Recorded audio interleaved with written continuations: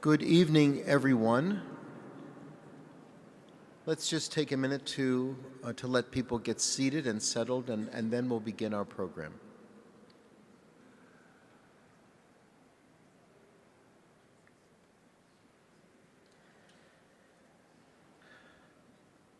So I'm Patrick Malloy. I am the Dean of the Cathedral of St. John the Divine, and for those of you who are not familiar with the Anglican dialect, that means I am the CEO and the senior priest here at the cathedral.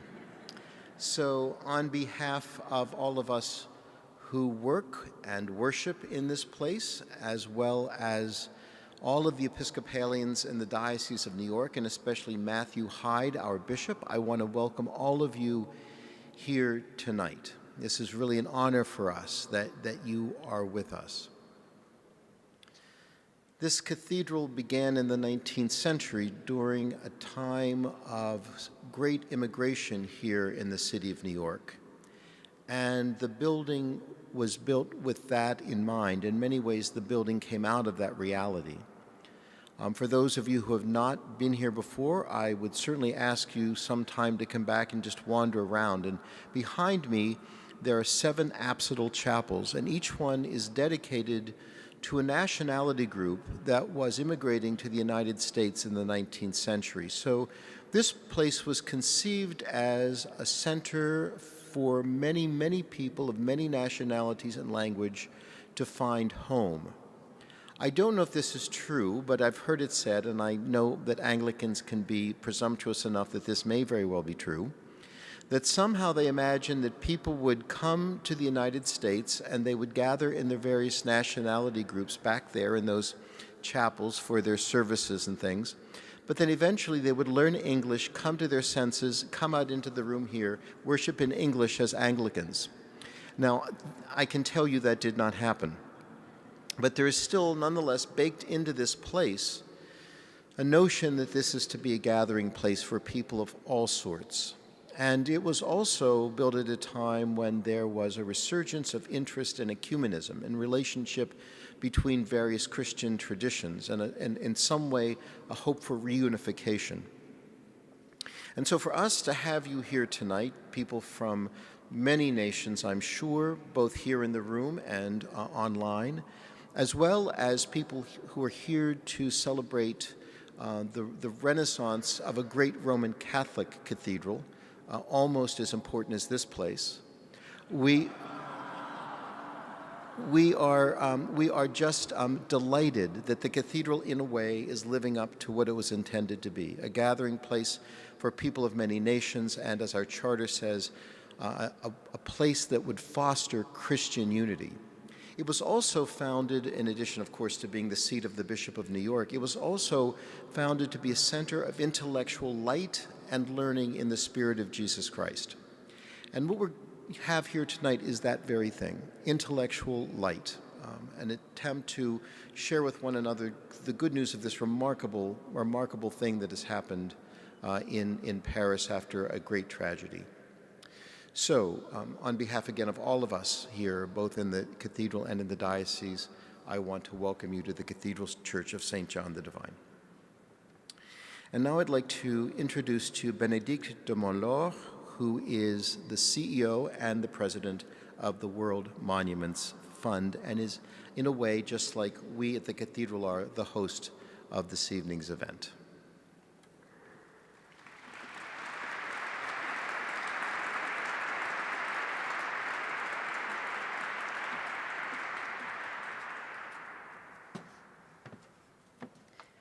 Thank you so much, Father Malloy, for this humoristic and inspiring introduction.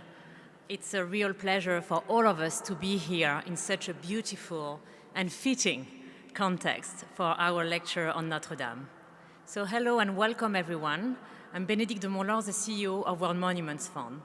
And for those of you who are not familiar with our organization, I know my accent and the theme of tonight's lecture may be misleading, but World Monuments Fund is in fact a US nonprofit headquartered here at Rockefeller Center. And we have branches in 6 countries, in France, in the UK, in Spain, Portugal, India, Peru. And our mission is to work with communities around the world to safeguard their irreplaceable heritage. This year is a very special year for us at World Monuments Fund, as we were founded almost to the day today, 60 years ago. And for the past 60 years, our teams all around the world have conducted more than 700 projects in 112 countries. Projects as diverse as Angkor in Cambodia, as the gardens of the Taj Mahal in India, as Le Cloître de Saint-Trophime in Arles, or Kew Gardens in the UK, or here in the US, indigenous site preservation at Bear Sears in Utah. So to celebrate our 60th anniversary, we decided to have this special rock star tour of Notre-Dame around the US. We were in San Francisco 3 days ago, we were in Florida yesterday, and tonight here in New York. So why did we decide to have this special lecture devoted to Notre-Dame? For many reasons. First of all, because what happened at Notre-Dame made it the symbol of why heritage matters. This fire at Notre-Dame, I think, marked all of us. This is one of those moments where we all remember where we were on that day. I remember I was in Louisiana with my family when I saw the first flames bursting out of Notre-Dame. And I think, like me, all of you felt this sense of deep shock and sadness because we felt like it was a part of us that was disappearing. It was this monument to human spirituality, to human creativity.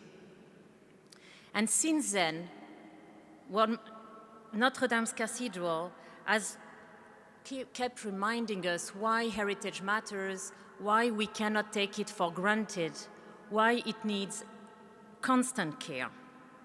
Notre Dame also is the most important preservation project of the century. As you're going to hear tonight, it's incredible what happens there. In just 5 years, they led the projects with thousands of workers. They raised $900 million. They developed old techniques. They reinstalled ancient techniques. It's really a feast of human leadership, creativity, and will. Finally, Notre-Dame is the symbol of the strengths of French-American friendship and the strengths of American philanthropy. Out of those $900 million that were raised, the number one nationality, the number one country that gave to Notre Dame is the US. And for that, I want to thank you all for your generosity. When Notre Dame reopened last December, we witnessed not just the rebirth of a landmark, but a renewed commitment to the values of heritage preservation. And I want to extend my thanks to our presenting partner to this event, the Cathedral of St. John the Divine, of course, and Columbia University's Maison Française. It's a pleasure to work with such incredible partners. So tonight we're going to give you a behind-the-scenes look at Notre Dame. We're going to focus first on the past, on the history, and we are delighted to have with us Barry Bergdahl, who is going to present to you in a few minutes the long history of this cathedral. So Barry Bergdahl is a Meyer Shapiro Professor of Art History at Columbia University. His broad interests center on modern architectural history. At the Museum of Modern Art, he served as the Philip Johnson Chief Curator of Architecture and Design from 2007 to 2013. And there, Barry offered a series of exhibitions on subjects such as Mies van der Rohe, the Bauhaus, Henri Labrousse, Le Corbusier, Latin American post-war architecture, and most recently, Frank Lloyd Wright. And even more relevant for tonight is preparing an exhibition on Viollet-le-Duc at the Graduate Center of Bard that will open in January of 2026. After Barry gives us the introduction on the history of Notre Dame, we will have Philippe Villeneuve. Philippe Villeneuve, who is the chief architect of Notre Dame. He developed a passion for medieval architecture and cathedral at a very early age, inspired by the 1979 Grand Palais exhibition on Viollet-le-Duc. After that, he pursued architectural studies at the École de Chaillot and became chief architect for historic monuments in France in 1997. Over his career, he has led restoration projects at incredible landmarks like the Limoges Cathedral, l'Hôtel de Ville de La Rochelle, and Le Château de Chambord. In 2013, he was appointed Chief Architect of Notre-Dame de Paris, overseeing essential restoration work on the spire and masonry before the tragic fire on April 15, 2019. Following the fire, Philippe Villeneuve coordinated emergency efforts to stabilize the cathedral and led its full restoration that we are celebrating today. And finally, Bas Metz is going to take us to the future. Bas Metz is a renowned Belgian landscape architect, civil engineer, and architect. He founded his Brussels-based firm in 2007 and has since completed many international projects ranging from large parks to urban forests. His notable works include the redesign of the public space around Notre-Dame, on which he's working right now, Le Parc des Ateliers in Arles, and Tour and Taxis in Brussels. He has received numerous accolades, including the Aga Khan Award for Architecture and the French Academy of Architecture's Urbanism Award. In 2023, he was appointed professor in practice at Harvard's Graduate School of Design. So thank you very much, and I want to invite here Barry Bergdahl. Thank you.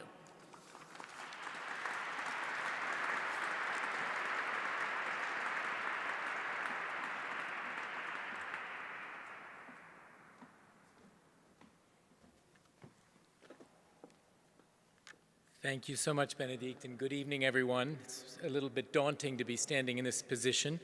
I'm a professor, so I'm used to more lecturing than perhaps sermonizing, but I have a very, very difficult task tonight. I am the warm-up act to the rock star that Benedict de Montlort and the World Monuments Fund have brought for this U.S. tour to celebrate, but also to understand and to learn from the incredible military campaign, practically, that took place that regave us Notre-Dame on the risk of collapse in April 2019, and then in only 5 years rededicated. We're going to look at that in just a moment. I need to move relatively quickly because I've been given 5 to 6 minutes to cover approximately 1,000 years of history. And Philippe then is allowed to go in a leisurely way to discuss what was an incredibly frenetic activity of 5 years of essentially leading 30 campaigns at the same time to bring us Notre-Dame back. So let me advance to the images, and you'll immediately think you're in an art history lecture hall, but in theory yeah, there we go, oops. Sorry, this is very reactive. We're not going to go through this whole plan, but I want to bring a couple of key points to context, which I think will be very helpful for understanding what is at stake in any restoration, but in particular what was at stake in the complex matter of restoring in the 21st century the Cathedral of Notre-Dame, saved from a fire, and then at the heart of debates that I think we'll return to, whether the cathedral should be restored to what point in its past, or should it in fact include 21st century technologies and 21st century additions. As you can see here on this slide, I have said that there are 3 critical centuries, or 3 critical moments, I should have perhaps written, in Notre-Dame's history. The nearly just over 100 years from 1163, when the Bishop of Paris, Maurice de Sully, decided that he wanted to replace an earlier building of the Church of Saint Etienne that was on the site. In fact, this had been a site of religious practice almost since the beginning of Christianity in France. But in 1163, the great urbanization of many French centers, and of course Maurice de Sully, those who know about him know that he was very close to the throne. So this connection of throne and altar that also made Notre-Dame, already from the Middle Ages, something that was associated with the consolidating French state. But of course, in that century, Notre-Dame became, for Europe-wide, something of a miracle of Gothic architecture.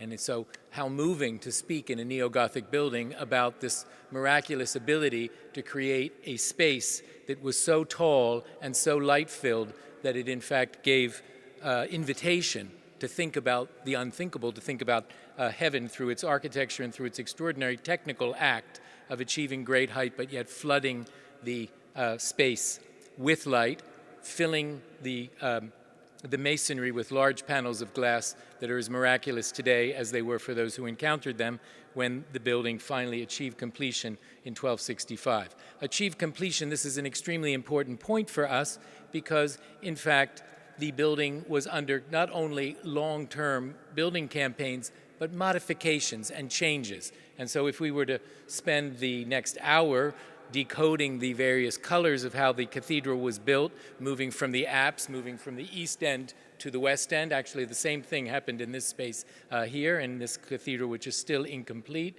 By the middle of the 13th century, the west towers are completed, but by then there are modifications, as you can see by the blue at the east end, as the chapels are extended, the flying buttresses are rethought, and the building becomes ever more daring.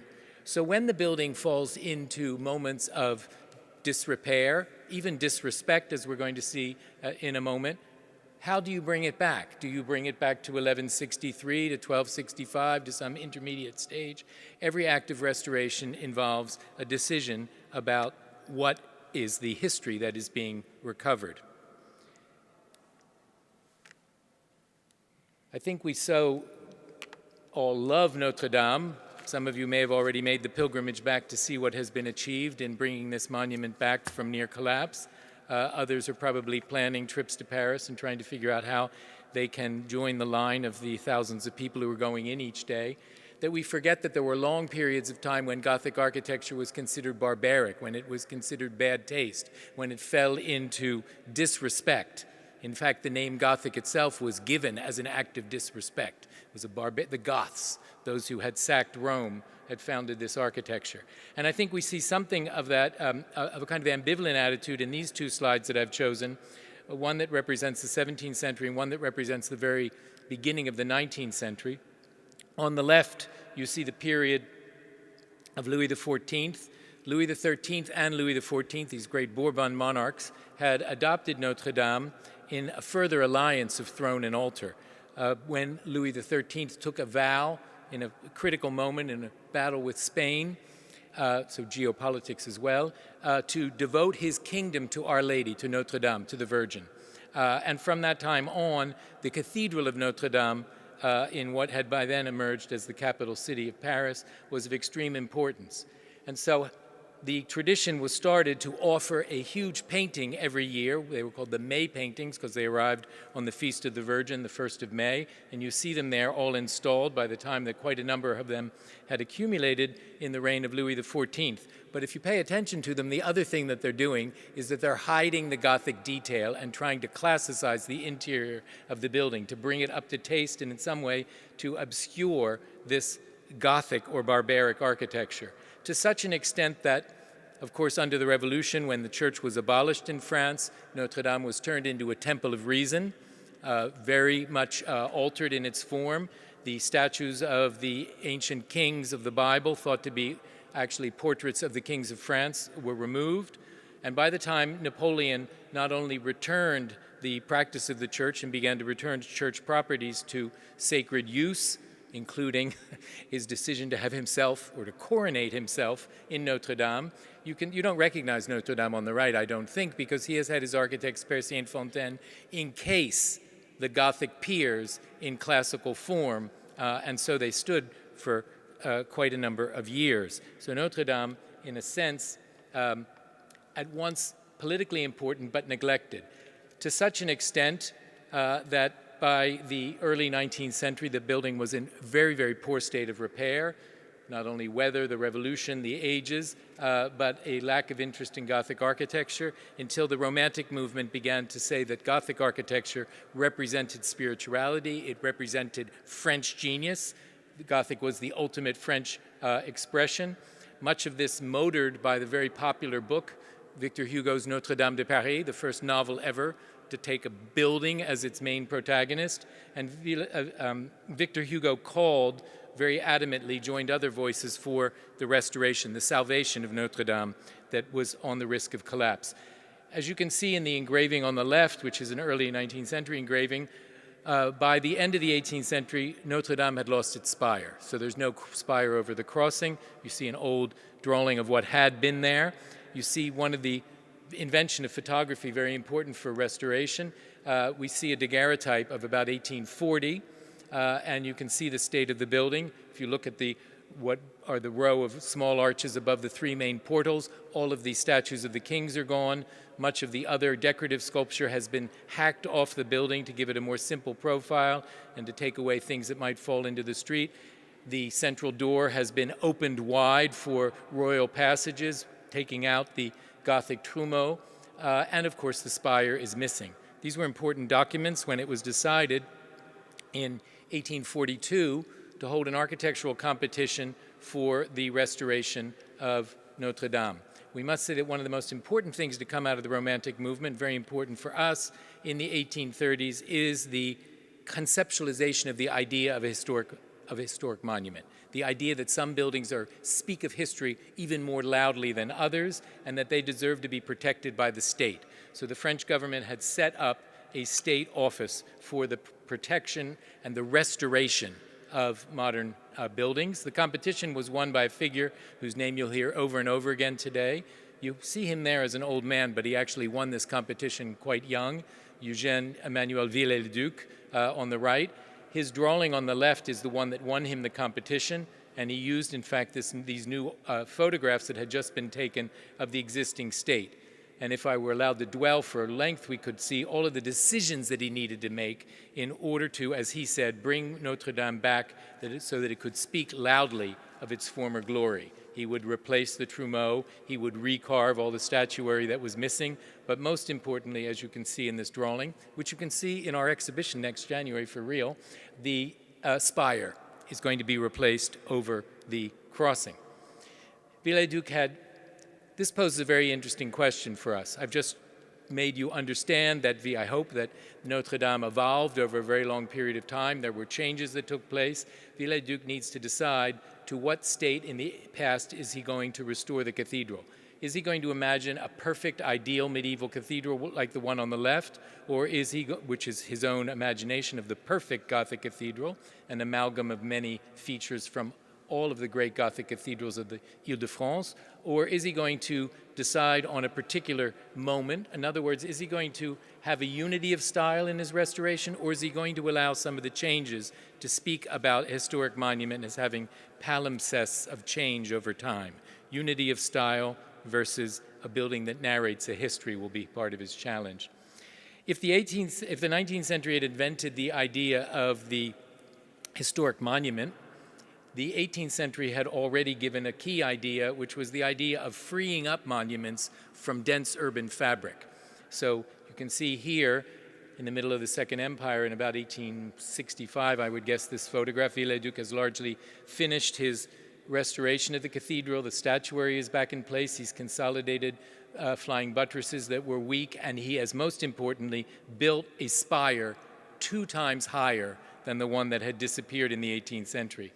I think he did it so that the Gothic cathedral would dominate the skyline of Paris, defeating the neoclassical dome of Soufflot's Pantheon there in the background, that Notre-Dame again would be the center of Paris. Indeed, of course, all mileage in France is measured from the North Tower of Notre-Dame. So that photograph also shows us this idea of freeing up urban space. We're going to talk in a little while about the reconceptualization of the parvis, the square in front of Notre-Dame. This had not always been the case. Here you see this clearing of urban fabric so that a historic monument has a frame of space around it. Much as a picture has a frame to say what lies inside is a work of art, a building should have a frame of urban space around it so that we can stand back and appreciate it and say, this building is a work of art. It's a historic monument. So just one detail we can see very prominently if you try to compare the left and the right here. I don't have a pointer, but look at the place where the transept, kind of where we're standing here, meets the nave and the choir, and you can see that Viollet-le-Duc has changed the elevation from a 3-part elevation in the last 3 bays there to a 4-part situation. He believed that that had been the original design, and that perhaps after a fire, Philippe, I think, doesn't think this fire ever took place. Viollet-le-Duc was convinced it had. But most interestingly, he decided to rebuild this 12th century form so that the nave tells the story of that change from the 12th to the 13th century. It shows, in a certain sense, the evolution of the wonders of Gothic structural design. So Vialet-le-Duc moving back and forth between the perfect cathedral and the cathedral that tells the story of Gothic architecture as a heroic story of invention and continuous experimentation. So much did he believe this that after he had embedded himself in the cathedral he had a longer time than Philippe, he was at work there for almost 20 years, he began to think he could speak Gothic, and therefore he could add those elements that were missing to make the cathedral even more splendid. So we all love to buy the postcards or take shots of the famous gargoyles, these monsters. They are completely a Vialet-le-Duc's invention, although there is evidence that they had existed. Likewise, he recarved much floral ornament. Many, many details are 19th century. Perhaps most dramatically, and you'll see this, and they've been beautifully cleaned in the recent work, Vialet-le-Duc believed that in the Middle Ages, and he was not wrong, that cathedrals were often painted in the interior, particularly in the chapels for devotions at the altars, and that they had very rich paintings, floral, decorative, often imitating fabrics, and that they were an explosion of color, not bare stone. And so he had painted up all of the chapels of both the nave and the east end of the ambulatory, the various chapels, much as a plan like this cathedral. And they had partly been destroyed when Vialet-le-Duc fell into disfavor in the 1960s, and the modernists removed all the paint in the nave, but those in the apse were retained, and they have now been cleaned again. So I wanted to close by saying, one more slide I want to show you, that Philippe was left with the decision, second great period of Notre-Dame. The building is as much a monument of the Middle Ages as it is of the reappreciation of the Middle Ages in the 19th century. Of course, the third great moment in its history is the one that we're going to hear about in just a second. And so to conclude, because we're going to talk about the treatment of the landscape surrounds of Notre-Dame, here are Vialet-le-Duc's projects, a photograph taken as his work was getting underway on the left, and two of his drawings for a way of clearing up space and making an episcopal complex with Notre-Dame, planting a park behind, creating a great, as you can see in the lower image, if you look to the tower end of the west end of the cathedral, creating a great square in front of the cathedral. So the idea that the cathedral would be an urban destination with promenades around it and sufficient space to say, aha, here is a great monument of the Middle Ages. But I'd like to propose that it's also a great monument of the 19th century, and thanks to Philippe Villeneuve, a monument that we can again appreciate in the 21st. So I have to hand over to superstar Philippe Villeneuve, who's going to take us more slowly through 5 years of the Renaissance of Notre-Dame.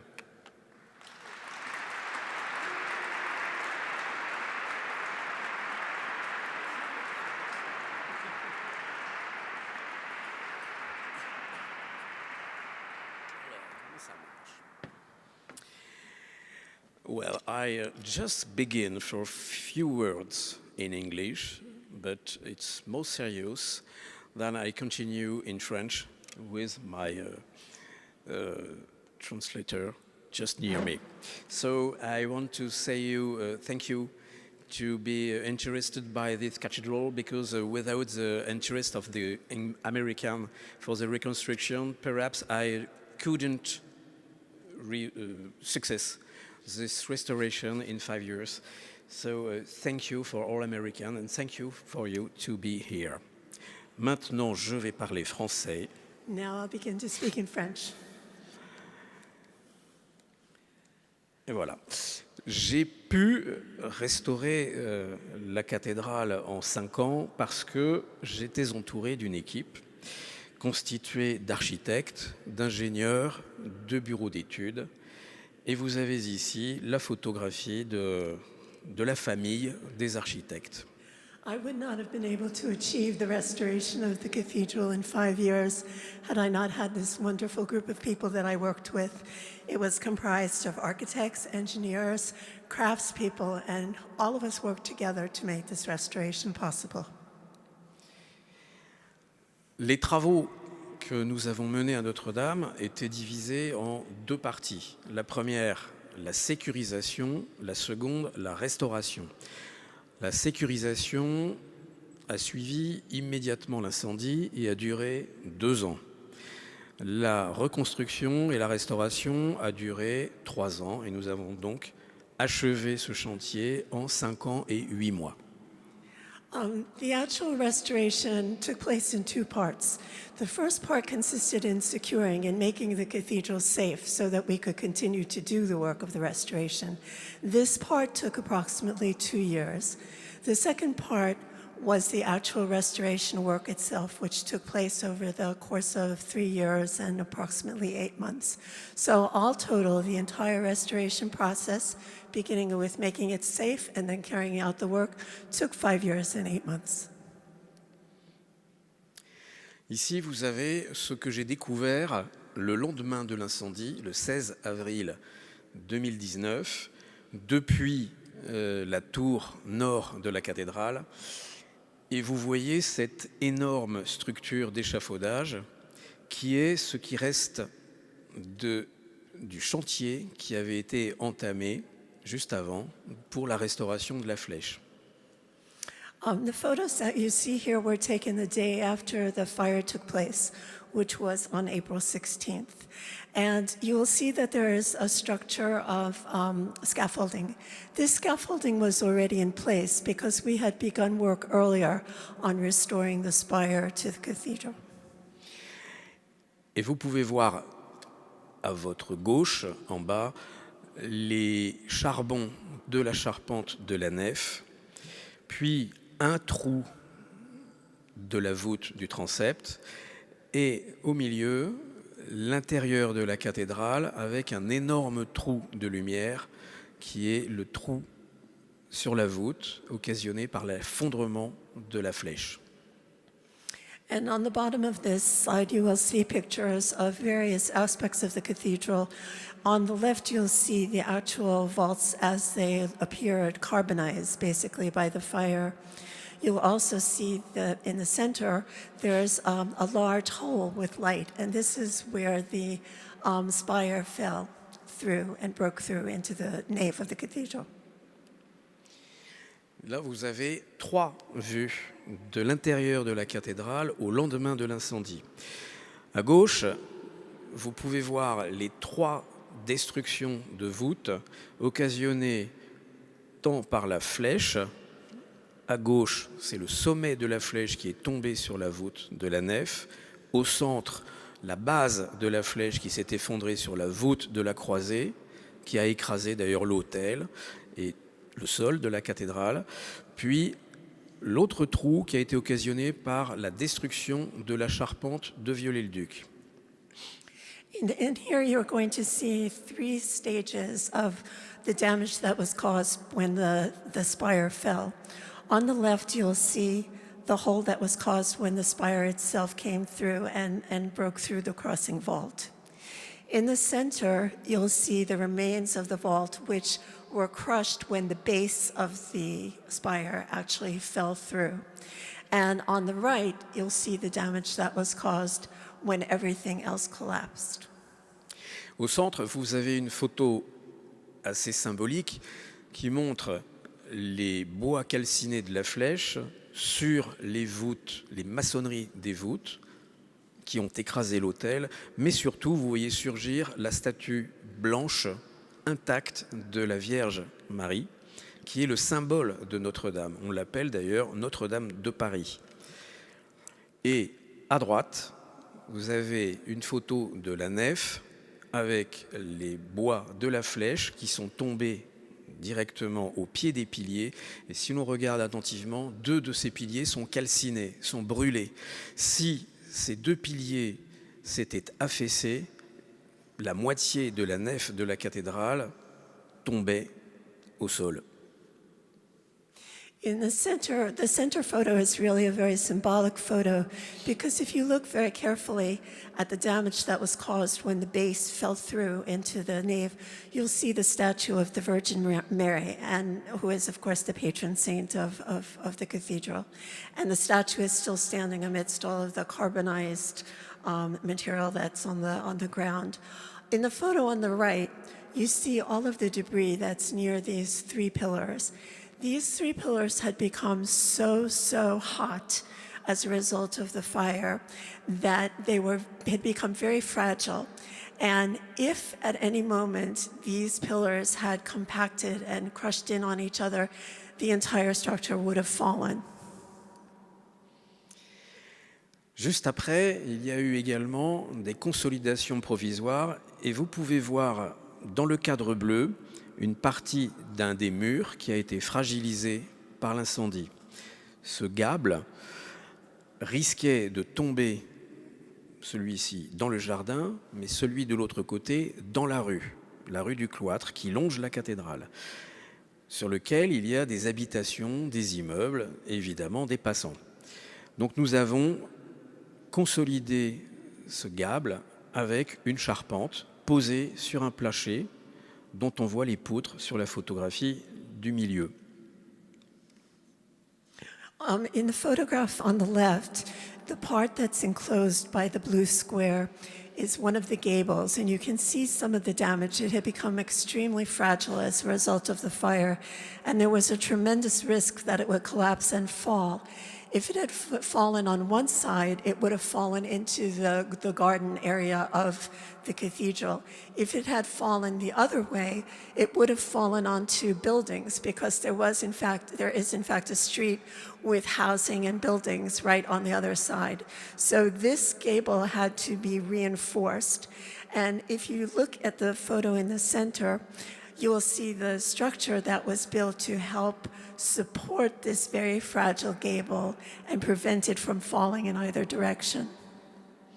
Et enfin, en bas à gauche, une structure a été posée, légère, en poutrelle métallique et en bâche en plastique, pour protéger les voûtes de la pluie. L'incendie a eu lieu le lundi, cette structure a été achevée le vendredi, et le vendredi soir, il a plu. If you look in the photograph on the lower left, you'll see a very light structure that has a very large plastic tarp over the top. This was erected so that the vaults themselves would be protected. And we had this constructed by the afternoon of Friday.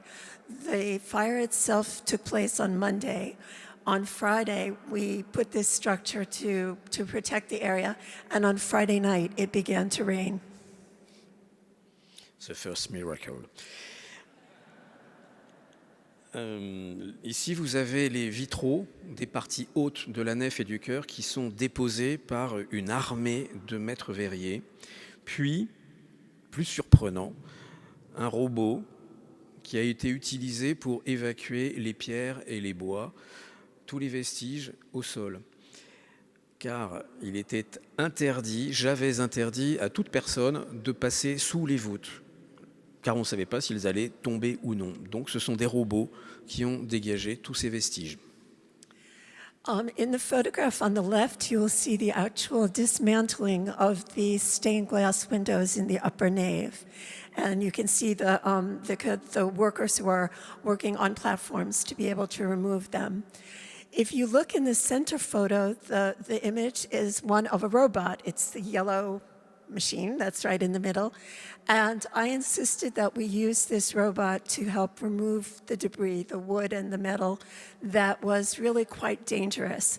I did not want to put any of the workers who were working on this at risk, and so we used the robot in place of humans. Une cathédrale gothique, c'est une architecture dynamique. Autrement dit, vous avez des poussées, des poids, des contrepoids.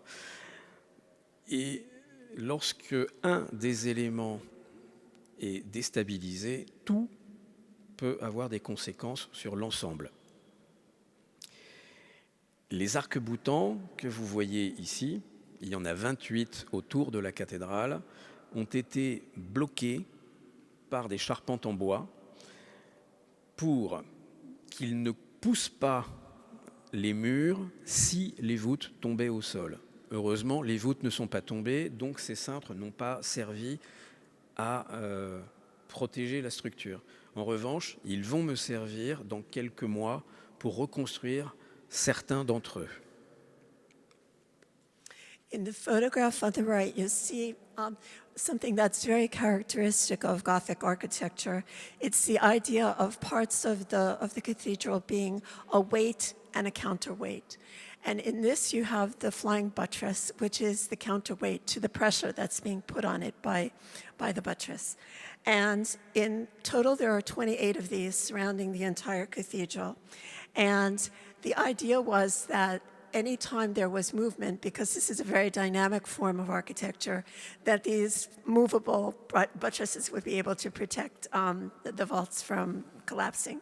Well, it actually didn't work that way in this case, but in the end, it actually served a very good purpose because we were able to see how they were constructed and to be able to rebuild them in the same way that they had been built originally.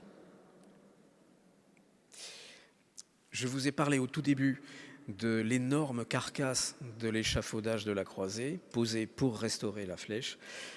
Cet échafaudage a été conçu pour ne reposer que sur les murs et non pas sur la charpente du toit ni de la flèche. Lorsque la flèche a basculé ou lorsque la partie basse s'est effondrée, l'échafaudage a certes été déformé, il a brûlé, il a été tordu, certains tubes se sont soudés, mais la structure est restée en place. Or, il fallait absolument évacuer cette structure. Et c'était très, très dangereux. C'était la chose la plus dangereuse de ce chantier. Et nous avons travaillé de jour comme de nuit, et avec des échafaudeurs et des cordistes, nous avons pu évacuer cette structure. Et à droite, en bas, vous avez la croisée du transept dégagée de toute structure. Et là, nous avons pu commencer la restauration. I spoke to you earlier about the fact that there was scaffolding that was standing prior to the fire. And when this scaffolding was erected, it was erected by being attached to the walls. It was not attached to the floors or to any other part of the building. So as a result of the fire, it had become distorted, it had become damaged, but it hadn't collapsed. And it was very necessary for us to remove this scaffolding if the restoration was going to take place. But because of the fragility of the actual structure of this scaffolding, we had to work very carefully. We had experts who helped us to very carefully remove it bit by bit so that we were able to begin the restoration work. And now I'm going to move to part 2, which is the actual restoration. La cathédrale, ensuite, à l'intérieur, s'est remplie d'échafaudages et c'est devenu une cathédrale d'acier. Et lorsque vous rentriez dans la cathédrale, vous aviez peine à distinguer les murs et les voûtes qui avaient disparu derrière cette forêt d'échafaudages. The actual interior during the restoration was all scaffolding everywhere from floor to ceiling. It was, in fact, a cathedral of steel scaffolding, where it really became impossible to distinguish between the walls, between the vaults, because it was everywhere. De même que pour les cintres, les arcs-boutants, nous avons placé des charpentes de bois sous les voûtes pour pouvoir les soutenir en cas d'effondrement, mais aussi pour pouvoir les restaurer. Et vous voyez sur les photos en bas les formes, les poutres de bois qui vous donnent la forme de la voûte disparue. And we also, as I mentioned before, we used the design of the buttress, the flying buttress and the vaults as a way of helping us to keep things in place, but also to know how to rebuild them. If you look at the pictures on the bottom, you'll see the actual beams of the wood that are going across and that are being used to support the structure above. Et il est très important de rappeler que nous avons bénéficié de relevés très précis de la cathédrale en nuages de points en 3 dimensions que nous avons pu avoir grâce à Andrew Talon, qui est un architecte et un chercheur américain qui est décédé peu de temps avant l'incendie, et nous avons pu bénéficier de ce relevé pour pouvoir reconstruire exactement la cathédrale telle qu'elle est. Donc j'en profite pour lui rendre hommage ce soir. We were actually very fortunate to be able to have a very detailed report all of the specifications of the cathedral as it had been. This was the result of some very good research work by an American architect and researcher who helped us considerably when the time came for us to restore things exactly the way they had been, because we had the measurements precisely down to the millimeter. So we begin the reconstruction, excuse me. And now the construction begins. Oups. La cathédrale a été certes détruite, abîmée, mais aussi polluée. Alors les destructions ont été importantes, 3 parties de voûte, la couverture, la charpente et la flèche. Tout le reste est intact, mais la pollution du plomb est entrée absolument partout. One of the first problems we had to deal with in the restoration was the fact that there was contamination, lead contamination, because of the, in many places, in the vaults and the pillars. And so this first had to be removed in order to make it safe to actually work on the restoration.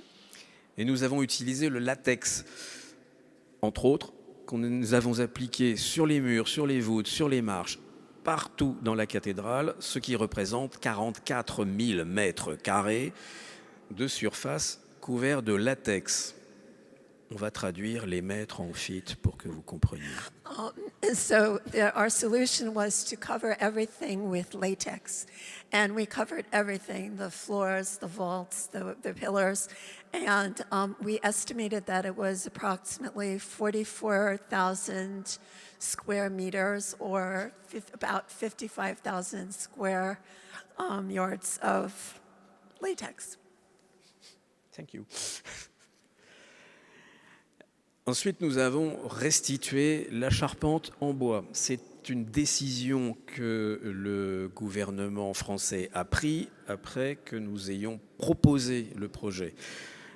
Nous avons pu restituer exactement la charpente médiévale telle qu'elle était grâce à un relevé extrêmement précis de tous ces éléments, dimension des poutres, détail des assemblages, et nous avons pu restituer cela non seulement en bois, mais avec les mêmes outils qu'au Moyen-Âge. Et vous voyez en bas un charpentier utilisant la doloire, qui est une hache, pour tailler la poutre en suivant le fil du bois, la fibre.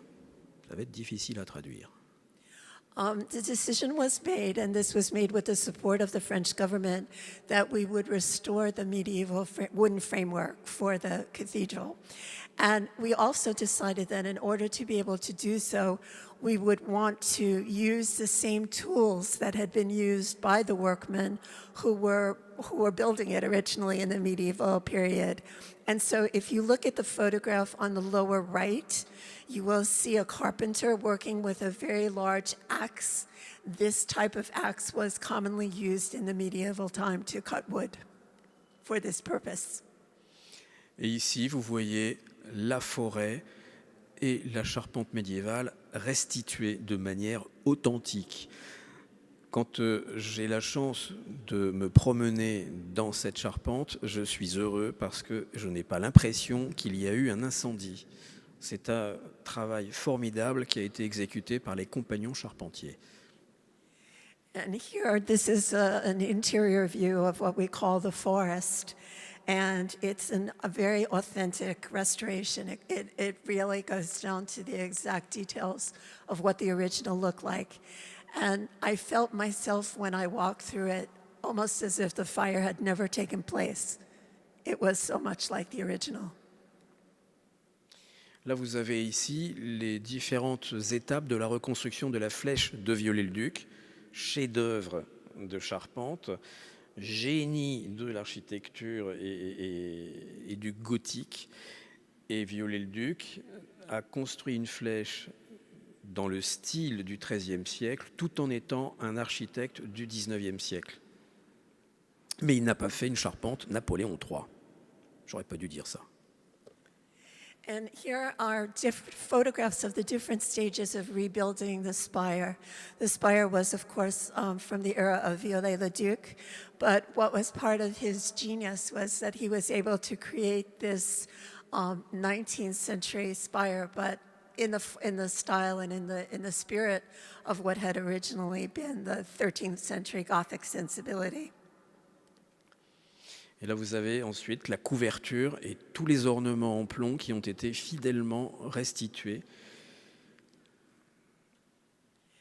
And here you can also see how everything that had been, where the covering had been removed, all of the coverings were, the roof and the ornamentation were restored as they were originally done by Viollet-le-Duc.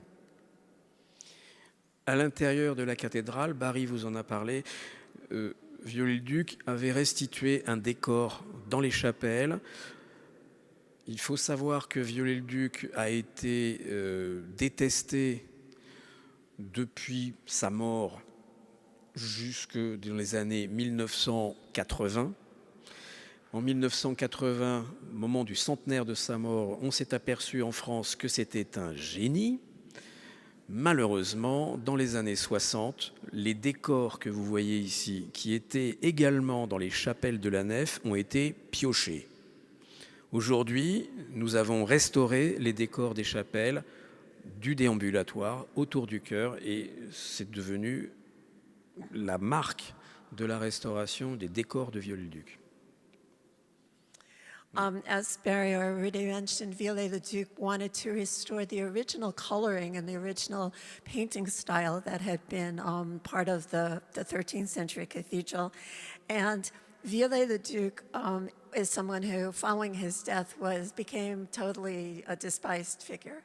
He was not held in very high esteem, and to the point where in the 1960s, a lot of the parts that he had colored the way they originally were painted over or destroyed. And it was only really in the 1980s that once again he began to be accepted and appreciated for his work. Petite étape, nous avons également restauré les statues de la flèche de Notre-Dame. La particularité, c'est que sur les deux photographies de gauche, vous voyez la flèche juste après son achèvement, et vous pouvez constater que la couleur de la flèche est grise, mais les statues qui sont au pied de la flèche sont noires. À droite, une photographie de la flèche il y a 10 ans, où les plombs de la couverture sont noirs, mais les statues sont vertes, dues à l'oxydation. Nous avons donc restauré ces statues, et voilà ce que ça va donner.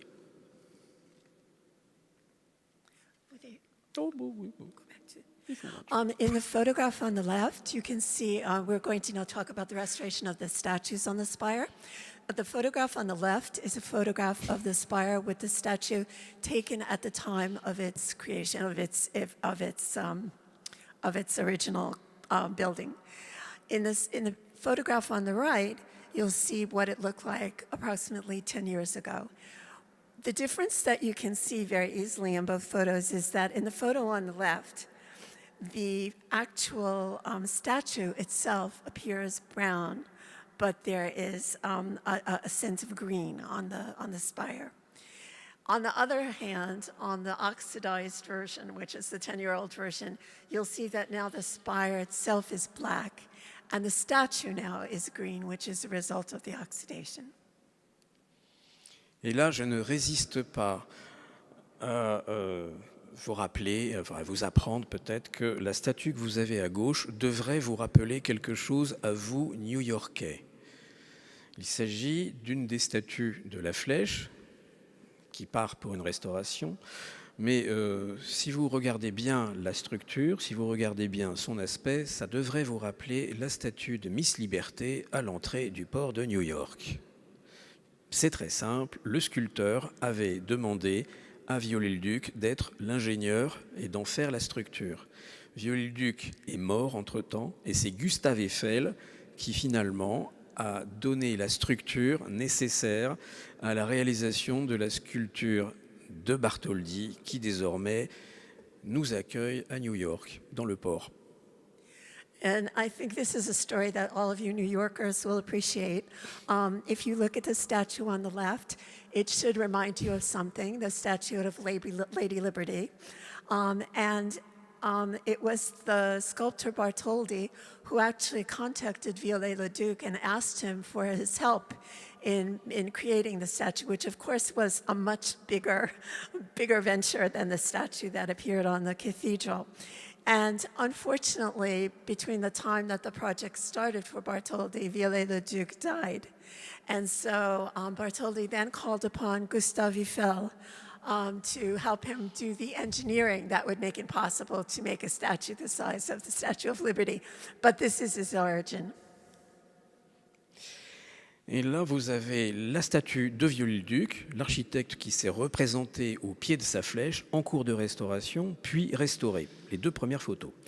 La photo de droite, c'est une tradition dans les chantiers médiévaux de laisser 2-3 petites traces, des petits signes, des petites plaisanteries. Je me suis permis, puisque Viollet-le-Duc est la seule statue des 12 apôtres qui regardent son œuvre, eh bien de me faire figurer au sommet de la flèche, juste au-dessus de lui. Et avec la main sur la tête, je rends son salut à Viollet-le-Duc. Et cette tête, même si c'est la mienne, représente tous les compagnons qui ont rebâti la cathédrale sur les pas de Viollet-le-Duc. Et j'espère que Viollet-le-Duc, quand il reprendra sa place, ne me grondera pas, et pour être poli, et j'espère qu'il sera fier du travail que nous avons accompli. And I just couldn't resist doing this. This is the photos of the restoration of the statue of Viollet-le-Duc. You can see the two photographs on the left show it at various stages of its restoration. But then I really couldn't resist what I then did. This is something that's really part of the tradition of this kind of building that goes back all the way to the medieval era, where those who are working on a project would put some little image or some little trace of themselves into the work. And if you look, you can see that I put my own head on just below the spire, and I'm looking down towards the statue of Viollet-le-Duc, who is looking up. And I like to think that this is something that wouldn't have really annoyed him, and in fact that maybe he would have liked it, and also that he would have been proud of the restoration work that all of us who were working on this restoration project were able to accomplish.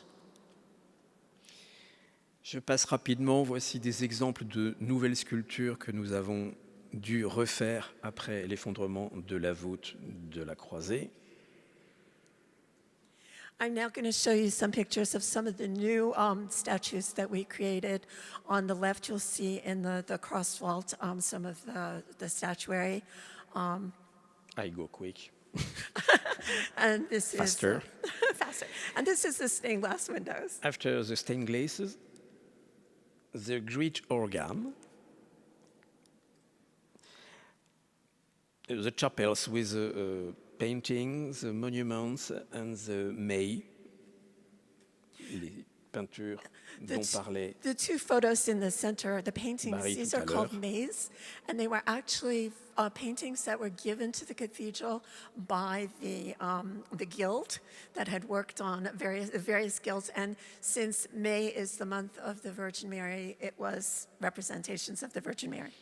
Et enfin, nous arrivons à la fin de cette aventure. La nef, juste après l'incendie, avec les trous dans la voûte, et à droite, la nef reconstruite. Et je suis très heureux parce que vous ne verrez jamais la différence entre les voûtes qui ont résisté et les voûtes qui ont été reconstruites. And finally, to just give a summation in two photographs, you'll see the photograph on the left, which was the vault right after, the nave right after the fire, and then the right with the restored vaults. And I like to think that it's virtually impossible to detect which were the original ones which had resisted the fire and which are the ones that we restored. Pour finir, je vais vous parler d'une toute petite chose, c'est le coq qui était au sommet de la flèche. And Il est... to finish, I'm just going to talk to you about one little detail. It's the cock that was at the very tip of the spire. Il est tombé, la flèche est tombée, mais il a échappé au feu en s'écrasant sur le toit. Je l'ai retrouvé et je l'ai sorti le 16 avril au soir. Et vous le voyez ici tel qu'il est ressorti. Donc je l'ai posé le soir même sur cette pierre. When the spire fell, the cock actually became separated and flew off, and it crashed into the roof, as you can see in the center picture. And I went and I was able to find it on April 16th, and that's what you see in the photograph on the right. Et quand vous voyez cette statue, cette sculpture, elle est tellement belle et elle exprime tellement la force de l'incendie, la brutalité de l'incendie, on va dire la souffrance de la cathédrale, que je n'ai pas pu me résoudre à envisager sa restauration. And as you can see from just looking at it, I think it shows so much about the force and the brutality of the fire and what it meant for the cathedral, what the cathedral really suffered, that I couldn't imagine restoring it. Alors j'ai dessiné une esquisse de ce coq qui devait transcrire, dire qu'il y avait eu un incendie, que la cathédrale s'était redressée de ses cendres, tel un phénix. Cela peut aussi évoquer l'Esprit Saint qui descend et qui veille sur la cathédrale. Et donc voilà le nouveau coq de Notre-Dame de Paris. And so what I did was I created a new cock who's really a sort of a combination of a cock and a representation of a phoenix rising from the ashes. Oh, je ne pensais pas que ça marcherait. Beautiful. And vraiment, pour finir, c'est une médaille que j'ai fait frapper pour remercier tous les compagnons et toutes les personnes qui ont travaillé à la reconstruction de cette cathédrale. Vous pouvez y voir le monogramme Ave Maria, mais en réalité, il s'agit de merci à toi. Et sur l'autre face, vous avez le coq et la cathédrale. And I had a medal struck to commemorate the work that we did on this registration and restoration. And you'll see in the photo on the left that there are the two initials, which are both Ave Maria, but also merci à and toi, which is thank you. And this medal was given to all of the guilds, all of the people who worked on the project to restore the cathedral. And on the reverse side, you will see the cock once again, along with the years 2019-2024. Et maintenant, après le monument, je vais passer la parole à notre ami Basmet pour les extérieurs et l'aménagement.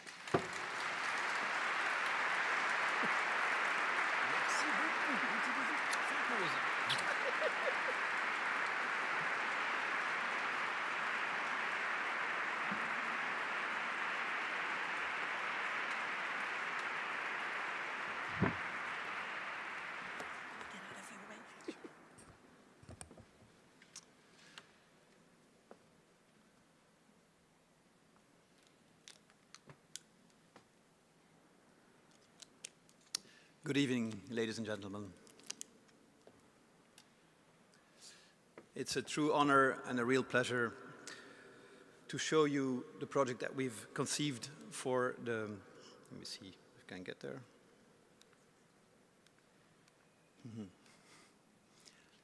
You left some slides, Philip, for me?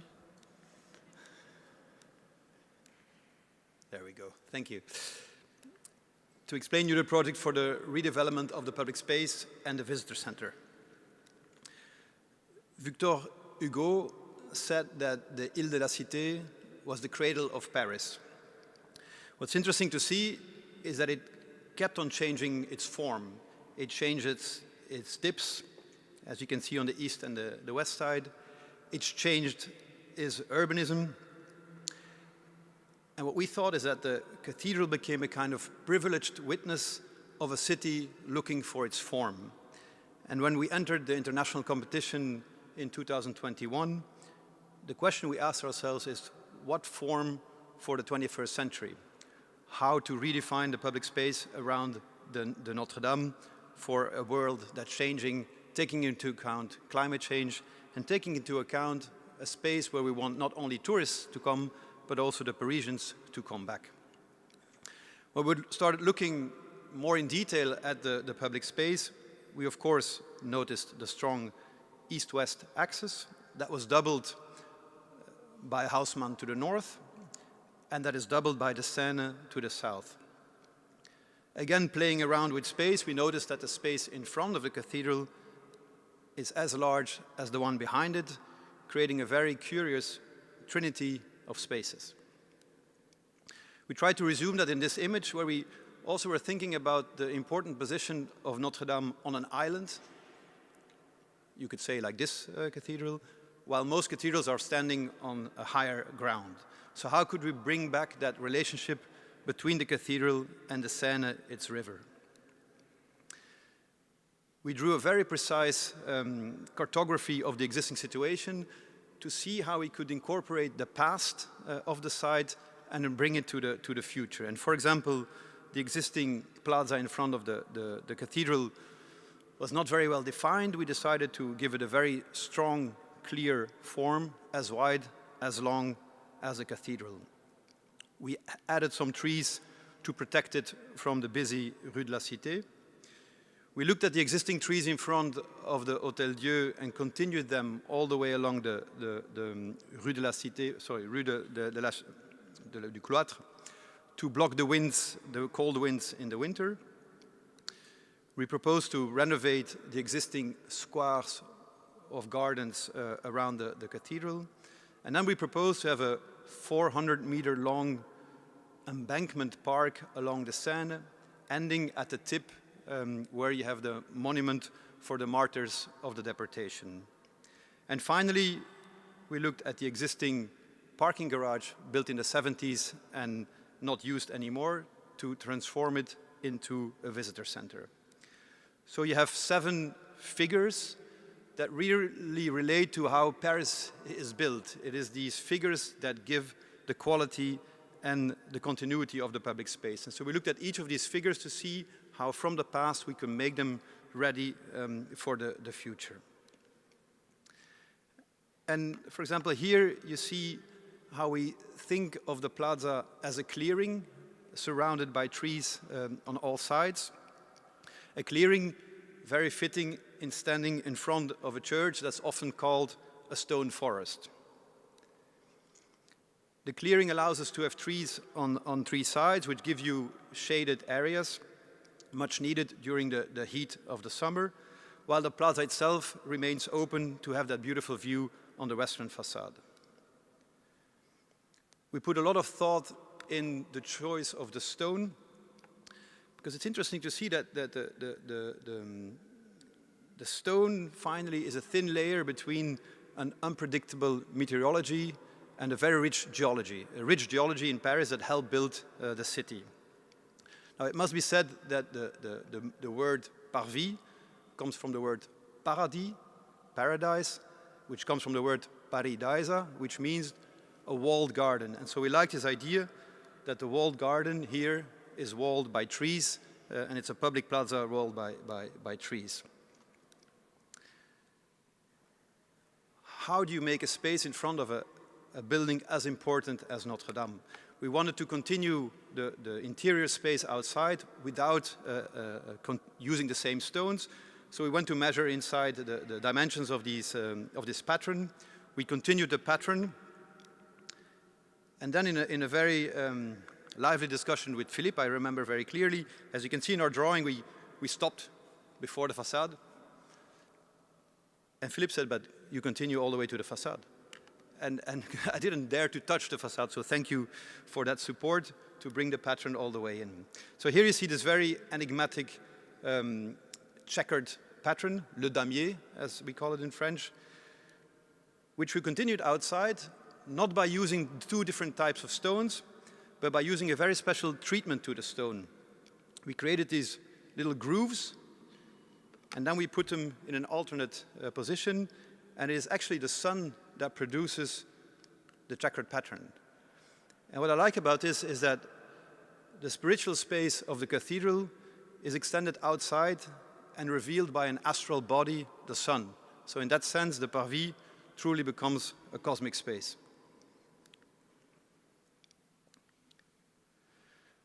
Now, since I could not plant, of course, on the Parvis itself, we came up with the solution of having a thin layer of water, only 5 millimeters thick, so a fifth of an inch, that on hot days can be activated and runs down slowly to the cathedral, as my 5-year-old girl is showing you, and immediately creating a drop of 10 degrees of the perceived temperature.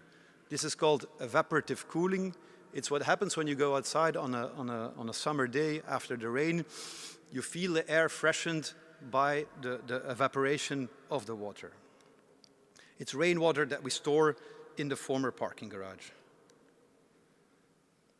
We looked at all the different phases, as Barry so well explained, and we're very intrigued by the fact that this initial plaza of the 12th and 13th century was so much shorter than the plaza that we all know today, and wondered how we could bring that back into design of the plaza. And we did that by distinguishing the Petit Parvis with the Grand Parvis. And the Petit Parvis, the small Parvis, is the one that we've realized in anticipation for the opening last year.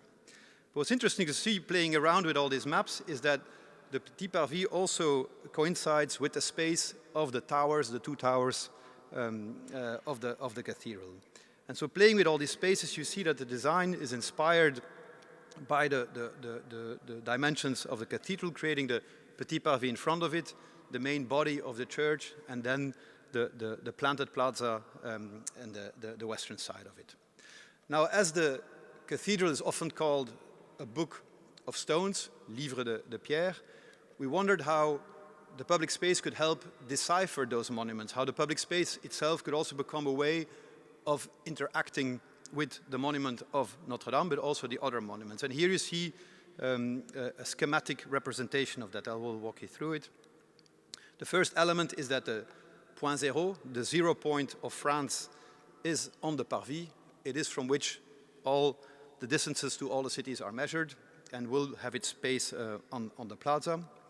A second point that I discovered while working on the project is that there's a very specific point where you see the face, the head of the Virgin in the center of the rose window. The rose window that has a diameter of 9.7 meters, so about 33 feet. And the moment you see that, you cannot unsee it. You understand that the whole building is the aura of the Virgin, Notre-Dame. So we will indicate that point on the plaza for all to discover. Another element we discovered is that it's not only a plaza towards Notre-Dame, but it's also 3 buildings towards the Seine. And there is a point where the distances to these 3 facades are exactly the same, and there we will make a large circular bench. You can really, in a kaleidoscopic way, feel this distance. It's also interesting to notice that both, or let's say all 3 buildings, have 2 towers. And lastly, the positioning of the staircases into the visitor center is very well, very precisely chosen, axed towards the Notre-Dame, one far away on the eastern side of the plaza, where you have the typical view, as we all know Notre-Dame, looking at it from top to bottom. If you go inside the former parking lot, and this was conceived by architects NGA and Grau, they took away the intermediate level of the garage so that you will have a full ceiling height. And from here you'll have a new entrance to the Roman archaeology.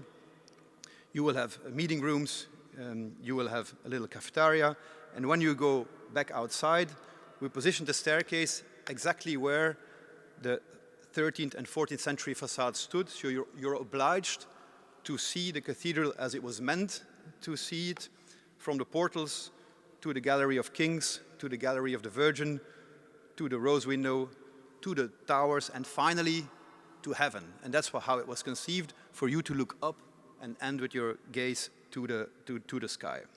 So that view we will have again by the positioning of the staircases. Then we opened these windows into the quay wall to have natural light coming into the visitor center. You can see here that we added trees. We added trees to create a real Parc des Berges, embankment park. We looked at species, climate-resistant species, but also adding quite some oak trees in a reference to the forêt, or the forest, of the roof of the cathedral itself. And here we'll have a very lush park, a lot of shade, but also lawns that we think, we hope, people from Paris will enjoy and will make them go back to this space that they often now avoided and left it to the tourist. The idea is also to make a real tour around Notre-Dame, and not only see the western facade, but also discover the backside, if you like, that I think is as beautiful as the front side, in this kind of walk around the cathedral. Here you see that as much as the western side has changed, the eastern side has changed. There was a grove of trees at some point, a morgue at another, and then after World War II, the memorial was built at the tip of the island. So we looked at all those maps to understand how we could make that relationship better. And it was very telling again to see how Pinguisson, the architect who made this masterpiece of the memorial for the martyrs of deportation, imagined his memorial as the bow of a ship, at the same time facing the Seine and at the same time facing the apse of the Notre-Dame, except that that relationship was lost when a very large road was built with parking on two sides, where big tour buses would park. And so we looked at reducing that street. We looked also at the different shapes that the island had taken over time, especially interested in the 19th century shape, and using that to pivot the existing fence towards the Seine and opening up the parvis, or let's say the area between the apse of Notre-Dame and the water. So again, a direct relationship not only with the water, but also with the sunrise, of course, the direction in which the cathedral had been built originally. And so in a sense, by pivoting that fence around the memorial, we create that relationship with the cathedral. You can see that here. And so coming from Ile Saint-Louis, suddenly you will come into the park that is extended on the eastern side of the cathedral. We looked at this in a scientific way, understanding the perceived temperature that we are producing. So today, you would have this situation, a lowered perceived temperature underneath the trees because of the evapotranspiration, a buildup of a heat island in front of the cathedral and in the back of it. We calculated what it would mean if we would not do the project 20 years from now, 2050. And then we looked precisely at how we can channel the winds, the colder winds from the Seine towards the plaza, how we can have more trees to have more shade and more evapotranspiration, and how this thin layer of water that can be activated during the hot days can help reduce the temperature. So at the same time, an idea of making the public space resilient to the changes in climate and making them attractive to both Parisians and the visitors, 15 million estimated visitors. And so from this aerial photograph of the existing situation, I go to the aerial photograph of the projected situation. And in a sense, what we hope to do from this learning from the past is not going back to the past, but going faster into the future. Thank you very much.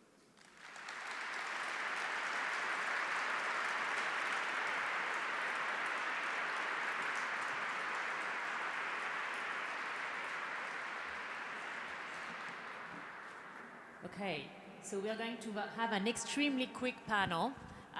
because our panelists were extraordinary in their presentation. I mean, you can learn more about Notre-Dame for 100 years, I'm sure.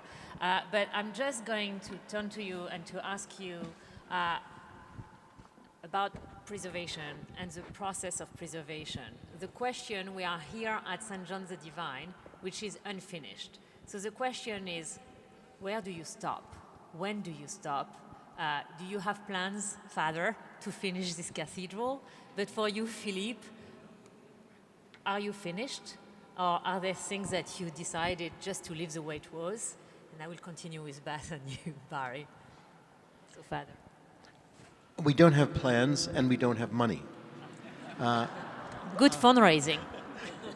We do not have plans to finish the cathedral. A number of people ask if we have plans, but we don't. I can't imagine what it would cost.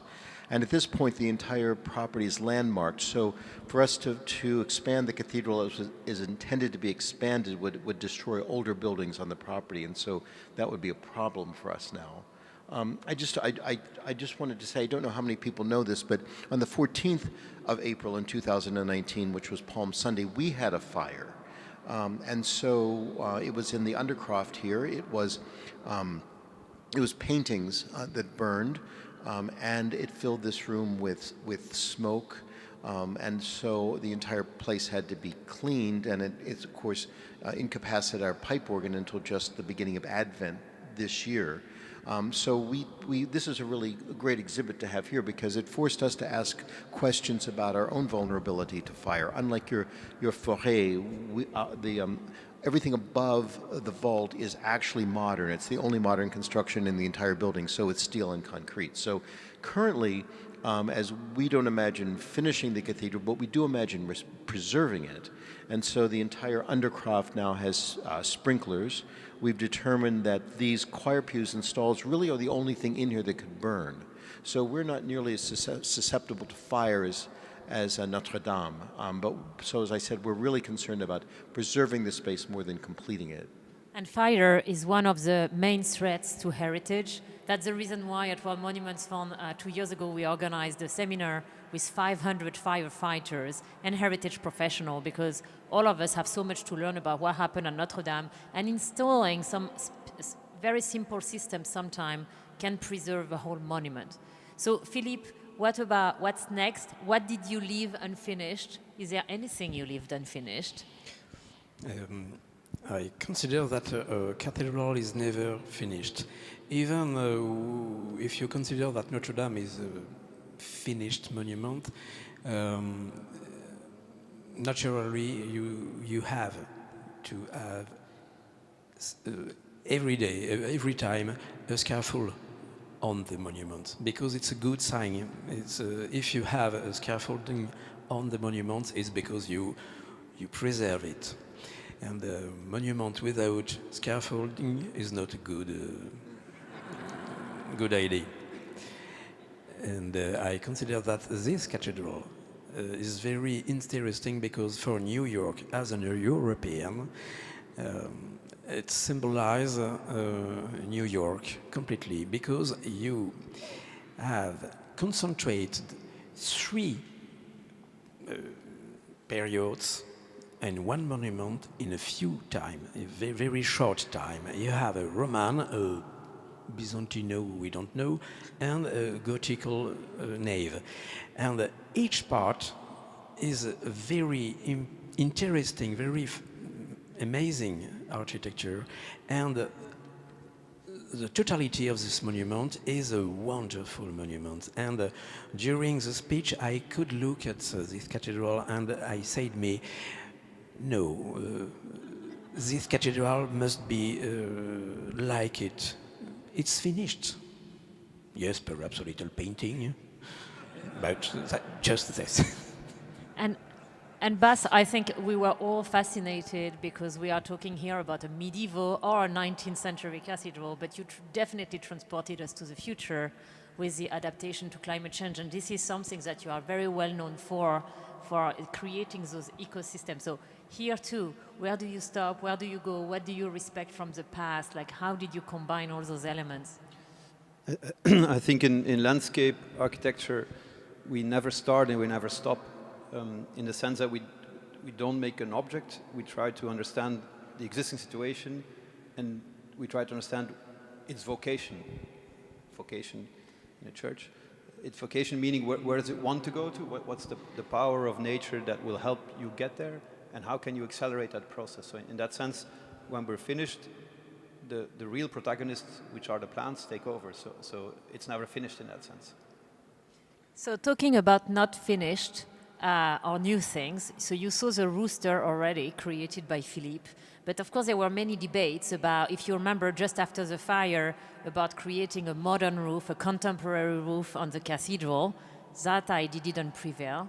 But now there is a whole new debate about the stained glass of Notre-Dame and a contemporary intervention. So Philippe, what do you think about contemporary intervention in what you call your cathedral?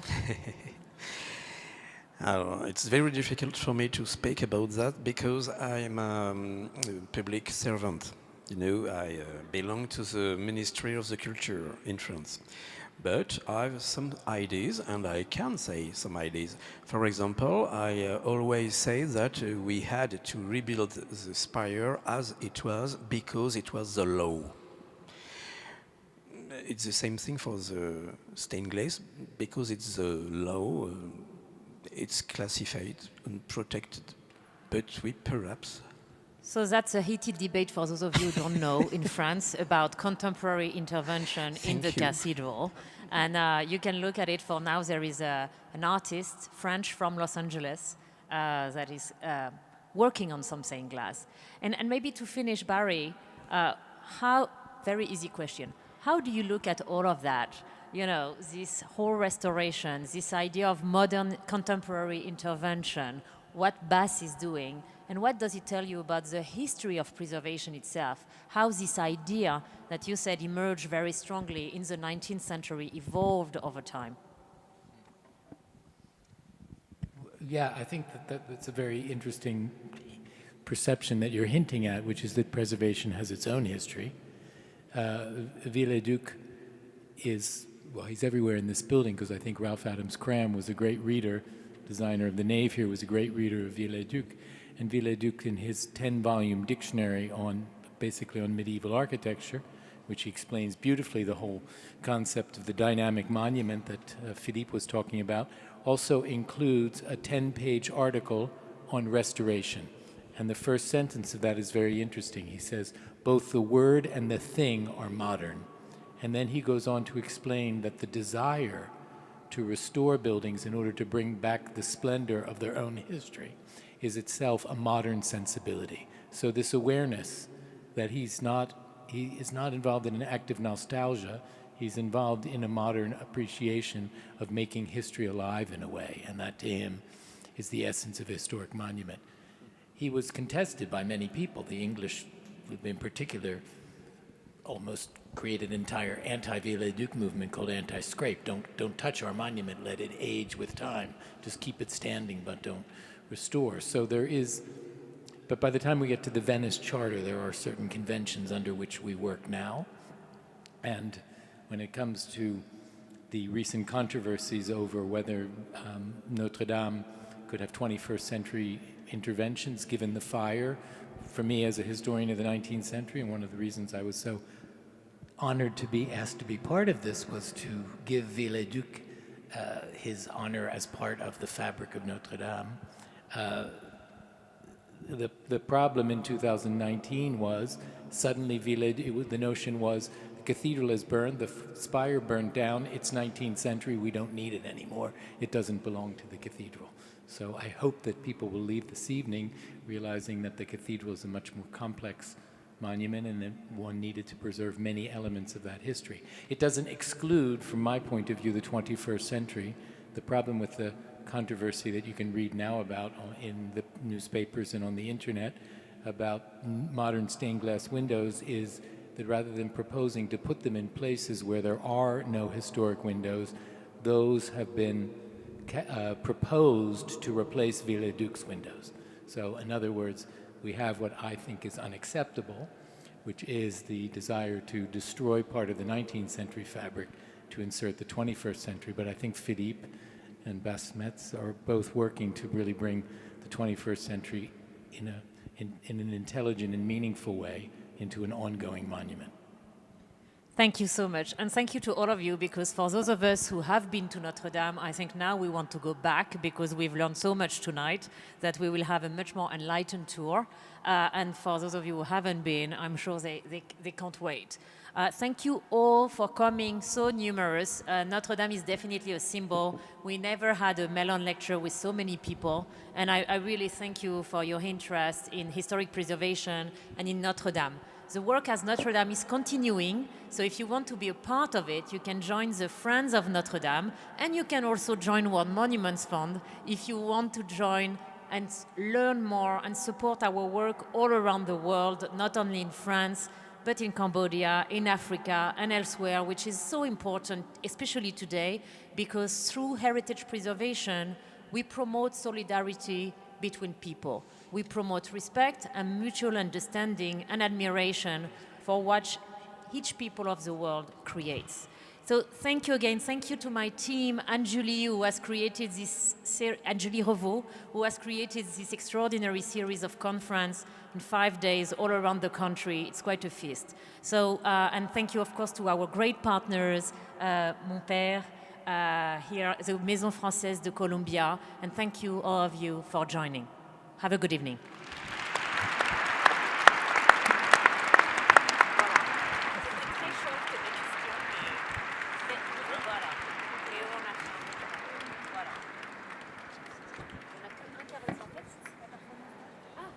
Sorry.